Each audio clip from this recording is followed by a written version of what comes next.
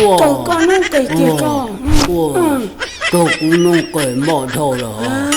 cái món tàu vừa tôi cái món ở trong chai hàng lì tôi dừng ở trong cái tụ keng tàu lúc nên cho xìa tàu ít con gì này món trong được cái tép bói già tiền lọt trong được cái tép bói già tờ dù ở trong cái tụ keng mù chỉ tàu kế ít con gì này ngủ cái tép trong trà dù ở trong cái tụ keng dù rủ thiết đàn chơi lợi rủ New York trong được cái tép bói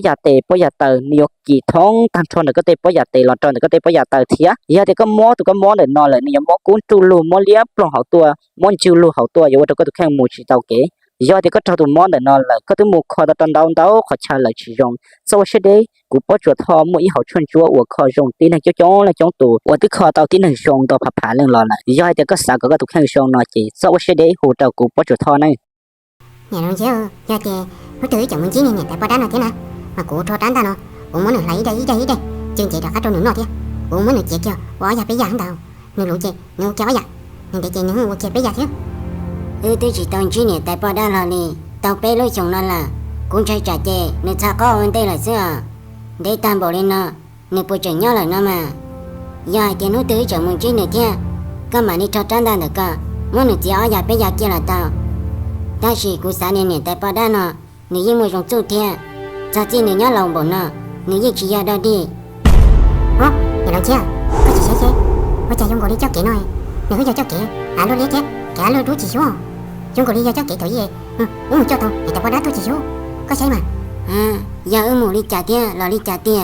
tôi trả ở vô là chuyển tới nó thế nhà luôn cho ta nói chè giờ cho kẻ luôn lấy tiền kẻ luôn đuổi là tiền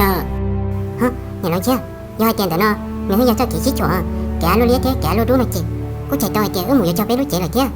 cho kẻ luôn lấy chị cho kẻ mà một tao người ta có đá tôi tiền tôi sai kẻ tức là cho nó chị chơi đi tôi cho kẻ luôn lấy nào mà chỉ muốn mấy người ta có đá nó tôi kia phải chơi cho mà nó muốn tập bé lúc chị người vô đi trả là mẹ luôn cho cô sai tiền chỉ cho trở mà với chơi cô đi trả là tức là cho con nó là tôi chơi tập bé lúc chị là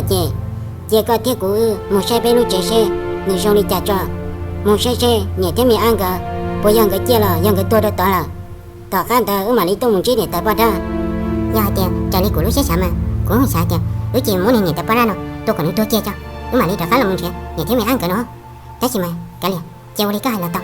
chị đúng không chỉ muốn tập bé lúc chị sẽ người vô đi trả cho tỏ khăn tự mà đi tôi muốn nhìn tập bao đó tôi kia phải chia chứ chỗ nó mà có nhìn chơi muốn nhìn tập bao đó còn ở trả khăn thì tao có là cái gì tụi tôi chứ mua chú mà bỏ xe bé lúc chị không chào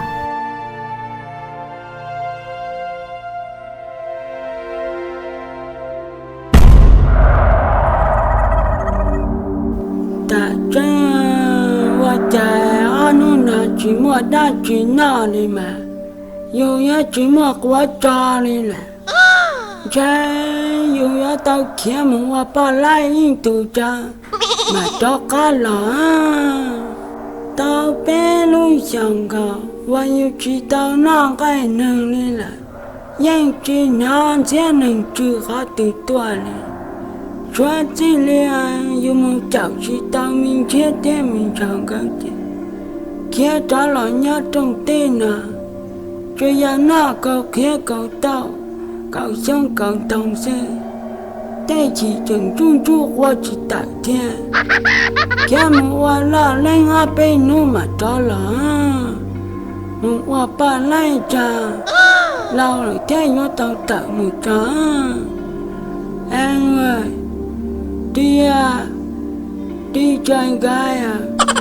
không có anh đi tới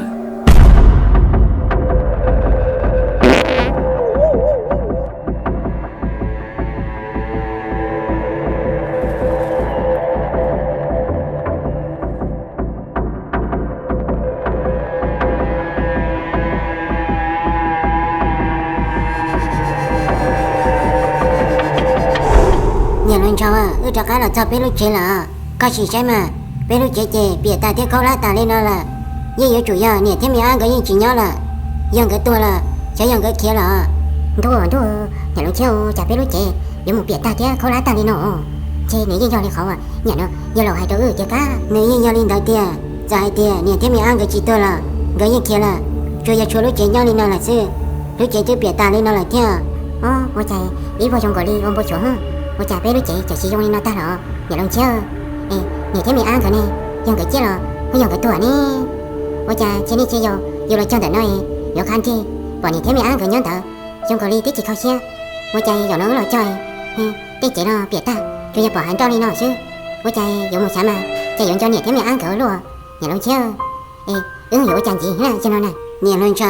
Johnny nó là sức trẻ như chỉ bỏ tiền cho nhị thế mẹ ăn cái chia là tôi là giờ sao bỏ khỏi chơi chạy cơ yo chủ tâm một nông nhị tại bỏ đa sư giờ thử bỏ khỏi chơi là mà đi mua nhị tại bỏ đa tôi bỏ chơi nhà luôn chơi ta chỉ các bọn cho cá bữa thấu em nhà yo cỡ chuyện đó nhà thứ hai chơi chỗ hai tia chẳng nhà yo chơi rồi chơi đó nó giờ tôi là không tôi là nó này buổi sáng mà giờ hai tia nhà cơ chẳng muốn cho chơi nhó cái dòng cái gì chẳng nhớ đó nó tối thì khi giờ nhà ta bỏ đá muốn gọi thọ nó với gì muốn cháu bé luôn hú chạy bộ phận cái cho bắt cha nhau hú chứ rồi giờ ví dụ cha nó nhà luôn cho nhà chỉ muốn chơi chỗ là giờ nó chở giờ một cháu nhà theo mẹ ăn cái cho bắt cha là này chỉ tránh cho liền một nông nhà ta bỏ đá giờ nó ở cái chuyện muốn chơi cả tao nhà ta bỏ đá cho giờ nó nhà lần chéo giờ nó không chỉ bỏ vô cha là bé nó chỉ là tiếp việc ta nó thế chứ là tiếp chỉ bóng cỏ tiêu là cái chi cho nên mang trong xin nhà ta bỏ đá đó bữa chuyện nhất đó giờ tiền nó chuyện nhất chứ cho nên muốn được kia chứ còn đi chơi phải chiến đấu chứ mà tao cán tao chi muốn được tôi kia phải chơi chứ giờ thì rồi nó chuyện giờ nhà ta bỏ đá đó muốn nhà tiếp mẹ ăn cái tao lại tiệt chứ nếu như chủ tôi chứ nhớ nhà ta bỏ đá đó mà nếu như chủ tôi ha giờ này chỉ tôi thì cái tôi ha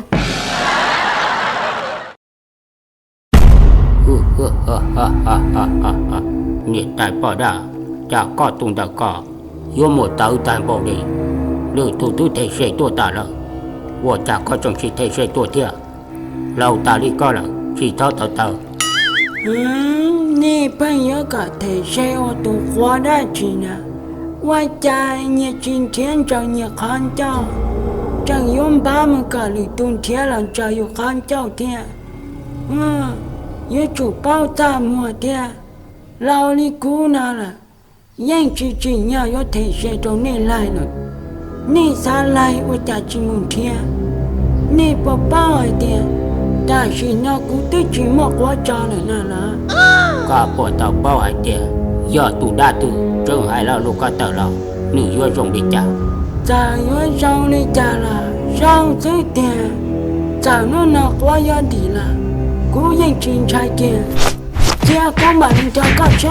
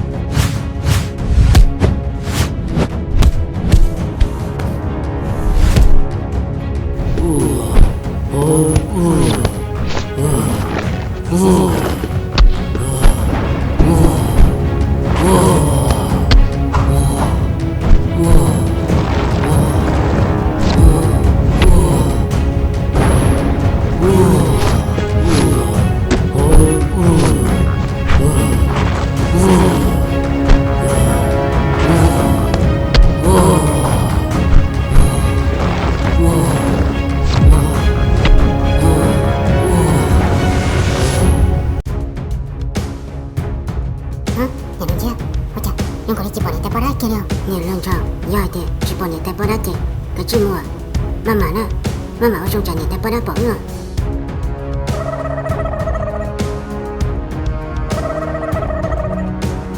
Nè nói cho, cô quản lý ta bắt đã nè.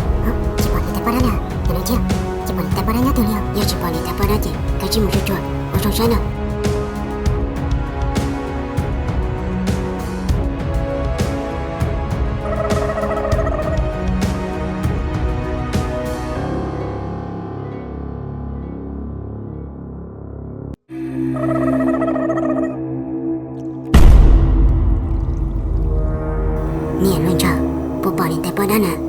Kau buat ni tak padanya kata. Ni non chia. Macam chị buat ni tak pada nè. Chị này tak pada nó. Chị nó muốn thả chị nó quá. Là cho nó bự cho đánh thủ nè. Đồ nông đồ gì nó, nhà này có chỉ bữa, nhà này đồ tử chứ, nhà luôn cho, nhà ta bỏ đá nó, tung cân bỏ đi nó, như nhà này cho đan tu chưa, cô sai kìa, mà nhà một chị, nhà này cho chị, chỉ lấy muốn được ba kia chứ nó, nhà nó chứ, chồng trai cho đi, có bố, cô mà chơi, cô làm một kiểu, trong cái tiêu, có bố chỉ dùng đi thử thả chịu, cô chạy, tôi cho nên nhà ta bỏ đá này, cô chạy dùng chồng trai luôn nó, cô trai kìa, nhà nhớ chạy nhớ từ nó to chứ. Bây giờ này cho giỏi rồi, giờ nó tưởng nó, muốn chạy một chị, chụp lại chị này chơi kìa, nghĩ toán chị nó chị, mình chỉ muốn tệ chứ, có bố, không chồng trai luôn rồi, có một tao cháu, nhà nó chắc, chỉ có một trái chứ, nhà nó chạy rồi, ấy chị cũng nhớ nó tao có, nhà lên cho à, tôi chẳng có gì mình chạy tôi tham bảo lên này, có mình chị, tôi sai thì có mà mày nhà một số chứ, giờ nó đưa từ là, giờ này cho giỏi bị chơi bây giờ, giờ này cho giỏi chị, có hú cú chị, cú lợ, mà được ba kia chứ, tôi định tới kia chứ mà nhà lên cho. Cái chị bà, có cái chị nhà tụi bà nè, có nhà tụi mẹ chị, có một khó tới chị nói số sao? Nhà lòng chiếu, này không cho chồng trái hay, có gì có chồng cậu cũng mua chứ, có lo tủ lo có chị mua, có chị chơi của tụi mẹ cũng mua, không mà nhà lòng chứ, nhớ chị, quên đã chơi, có nhớ từ nó, chị của không mà nhà một số chứ, giờ này cho giỏi lo, giờ này trả hai buổi trả nó xích trả chị, nó thế, có nhớ từ đó, có chị cho anh đi chứ chị cho ba kéo, trái bên nó chị nó sống cũng tệ chị, không có bác chị tao cúi không. Hãy tự một giây đi chặt mãi con á. Nè nói cho, nó rong sáng à. Mà mồ, sáng chị người ta bắt đá bỏ con chị, người ta bắt đá mất con tệ, cũng tôi bắt chị tao con. Mà mồ là, con mà chủ, chị cháu chủ con đó kia đi. Tôi sẽ mình chứ mà, con mà thôi là kia. Nếu chủ tôi sẽ đi con này.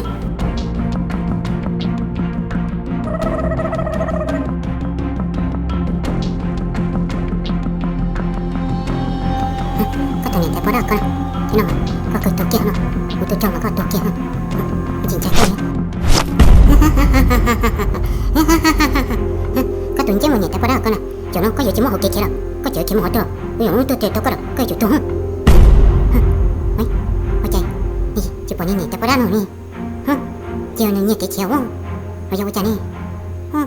nhà ta có đó rồi chị, nhà chị nhỏ, trời, ví dụ muốn chị cũng rồi, nhà tôi sẽ nhủ luôn, ta chứ. Nó trả tiền cho những nhớ chị, rồi thon ra, những đánh tao của nó tổ kia nó, cho nên chỗ kia chứ, cho nên chị cháu kia mà nó tổ kia không đâu, cho nên chị hay nhà nó chết rồi không, nhà nó chết, nó phải nó, người ta bắt đá chỗ, chị đối tượng, nó phải nói xích thả chết, dỗ cháu, mình thì người ta bắt đá trước.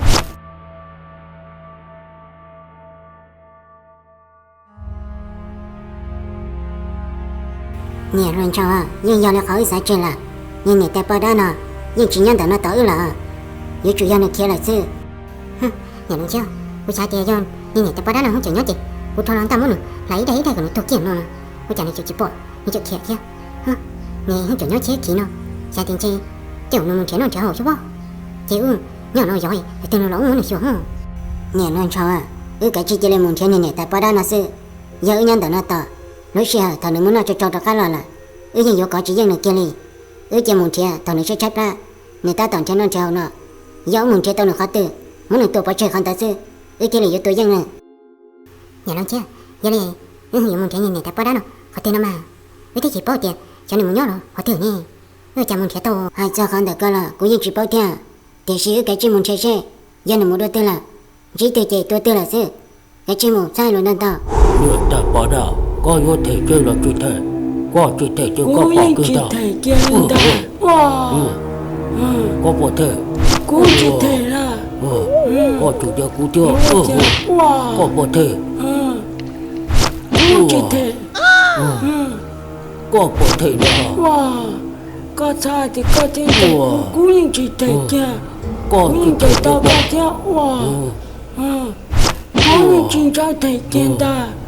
có bộ vô thể là chủ thể đó cô chủ thể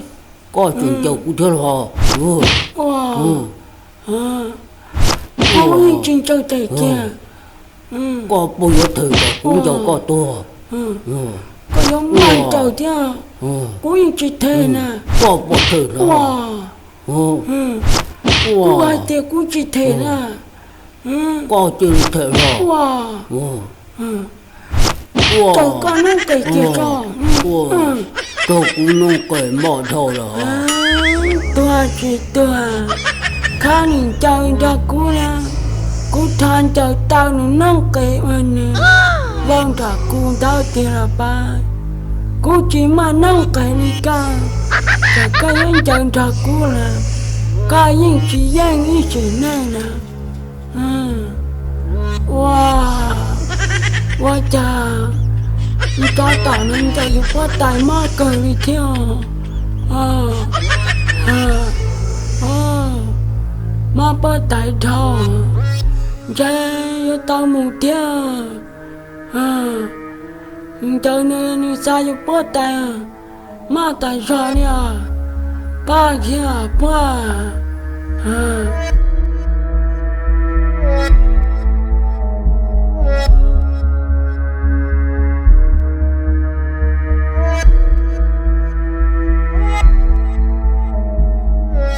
nhà nói chứ có thấy cười hay là muốn thế này ta bắt đầu từ tiêu giống nó ở cái chỉ bao tiền cho nó cứ nói ra này chan được một lọ tươi chứ chứ là tao làm muốn thế nó chứ bây giờ buông bao số bỏ nhà nói cho nó có tôn tiền nó sư chỉ sao tao mà sẽ cô nhưng như chủ nhà này ta bắt đầu tao muốn thế nó thì hậu là xưa muốn thế nhưng như chủ chi này nhớ tới khai chơi tự nhưng như tao này tao khác là tao nữa là cho là thằng ta nếu nhớ cho thôi nhà nói chưa tôi sát tay nó chứ cháu muốn thế này ta bắt nó thế à chả coi nó tôi chứ cháu không cần tam phụ nó nhìn ta bắt này cháu nó cứ nói như cha là một lo tự tiền à cháu ta cho muốn thế nữa nó thế sao chứ chỉ muốn nhóc bị nó chỉ to thì nó lo chứ nó đừng đầy kia nó không có chuyện có muốn thế nó mà cháu dây chở lấy họ lười đủ theo tôi chỉ bao hỏi tiền cháu thầu tư nữa mà lấy cho cá là như chủ tao muốn thế này chứ như tao thầu nữa cho cá là mà cháu vô ta tư liền như chả nhớ tao thế nào mà nhà lòng chứ tay con mà cô cha tiền này chỉ nhau nhiều cái chị muốn nhớ hộ nhà ta bắt đá lúc chị muốn nhớ hộ nó hộ bự hộ đi ha tao cho nó trả lời chị nó đừng tiền chị hả mà cô cha ôn nó mình chi chở giống gì đâu khó mình chỉ đâu nó trốn tụi nó nhà lòng cho khó có hành được cơ chị nếu như ôn chị tao liền cái chuyện như cỡ mình nhau nhà ta bắt đá chị thế chị dùng cái giả lý cho ra tụi kia một tụi nhà ta bắt đá tỏ sự giờ thật tin được cho cái là ví dụ chả bao nè hả nhà lòng chưa nhớ thôi chị trả chị anh tao à giờ mình sẽ trả chứ mua chả nhớ để nhớ tao chứ hả mua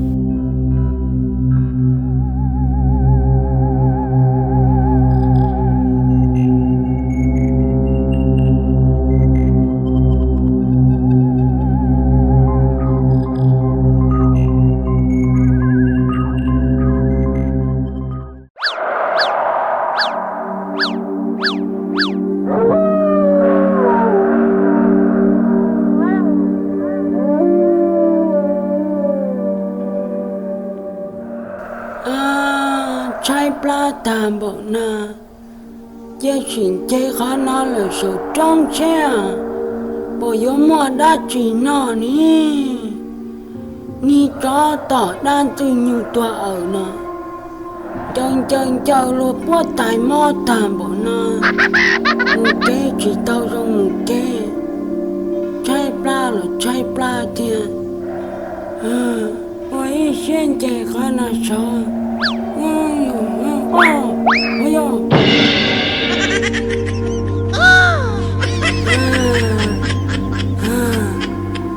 rằng nữa chẳng dây chỉ tao lo liền mà bữa tại đó là dây chỉ tao khó nói số trong tiền ta trên thì cho tỏ đa nè trả luôn khó chân chờ chứ má cho là một chị tao chứ cá liền chỉ mua là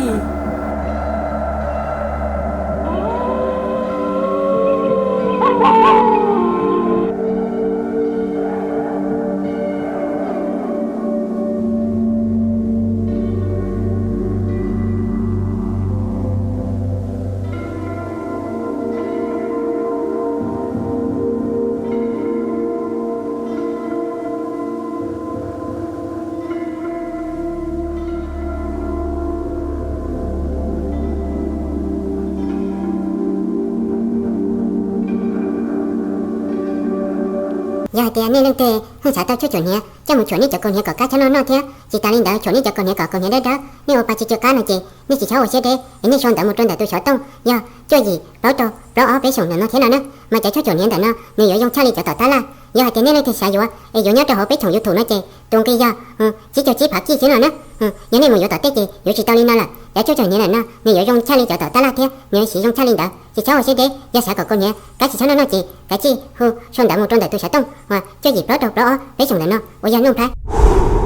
thiên chỉ ta lên đó là nên nhớ chủ một chậu bé nhớ cho ta phèn bù thiên bé tu phèn bù ya